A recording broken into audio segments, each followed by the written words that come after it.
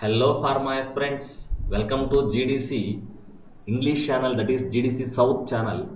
So recently GDC started English classes especially for the South students, especially Pharma students in the South region of the India. And recently we started GPAT 2024 quick revision classes in English.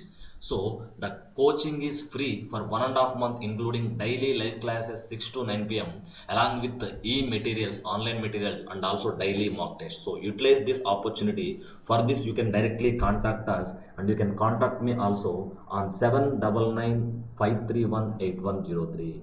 And here, regarding series of our GDC mini concept, now we are ready to discuss regarding a glimpse of pharmacodynamics in easy way. So let's go into details. So what is pharmacodynamics? So pharmacodynamics simply what drug does to the body, how drug showing its action on the body.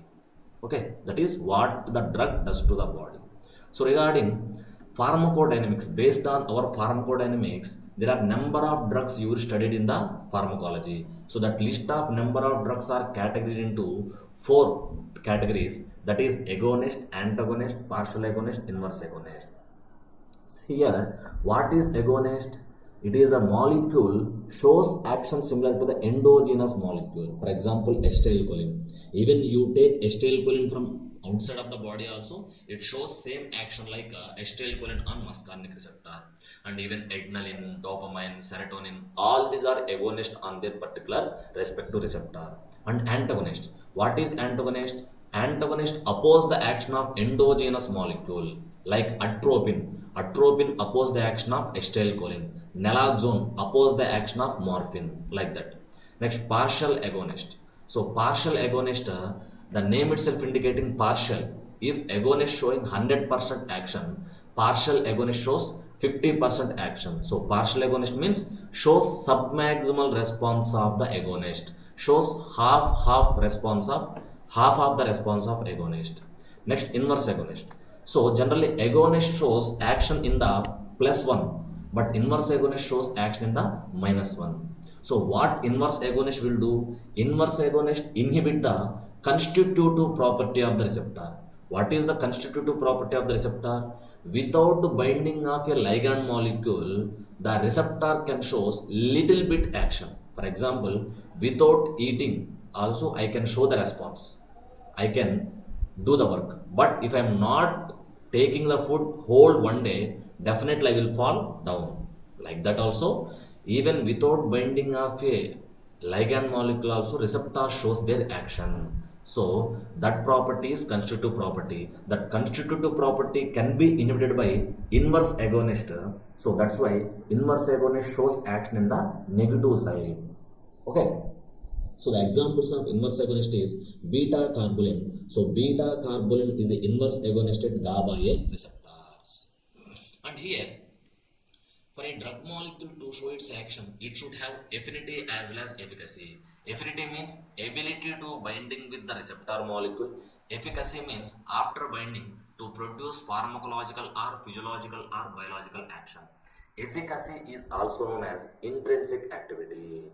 So here, based on that, agonists have both affinity as well as maximal intrinsic activity, nothing but efficacy. So if you observe, full agonist shows a +1 response, having the affinity, bind to the receptor and shows the action, efficacy also. And when coming to antagonist, so antagonist is like a neutral molecule. It neutralizes the situation. So generally antagonist does not involve in any pharmacodynamic action. But for example, propranolol blocks the beta receptor. Due to blocking of beta receptor, adrenaline is not binding. If adrenaline is not binding, the high BP will slowly come down. So the action is not because of propranolol. Action is because of the adrenaline is unable to binding. And the antagonist, you see the affinity will be there, but efficacy will be regarded as 0. Next, partial agonist. So partial agonist, you can see the, yes, every drug molecule The different categories I mentioned here, like agonist, antagonist, partial agonist, inverse agonist, they must bind to the receptor, but based on their nature, they showing agonist, antagonist, partial agonist, inverse agonist. So you can see partial agonist is also having the affinity. Definitely it have to bind to the receptor, and then only it shows its pharmacological action, nothing but physiological action. So here you can see the partial agonist response, like it is between the 0 to 1. And when coming to inverse agonist, so the full inverse agonist shows response in between the 0 to -1, that fully inactivate the receptor. So especially inhibit the constitutive property. What is constitutive property? Ability of a receptor to produce its action without binding of a ligand molecule. So some of the examples like beta 1 receptors. So beta 1 present on the cardiac muscle. Cardiac muscle can stimulate its own due to SA node automaticity. So you can see here, so binding of a agonist, we can receive a full action 100%. So agonist produces conformational change, and if agonist antagonist both competed, there is a less chance of action produced. When only antagonist will bind, then agonist is unable to bind, so there is a no activation in the receptor. So this is simply about pharmacodynamics, what drug does to the body, and what are the different categories of drugs like agonist, antagonist, partial agonist, inverse agonist, and their definitions, along with their affinity as well as efficacy, and based on their response using this graph, like affinity +1 as well as like that. Okay, so this is the GDC mini concept on the pharmacodynamics. Okay, so for more interesting information, so subscribe to GDC South channel, that is GDC English classes. Thank you.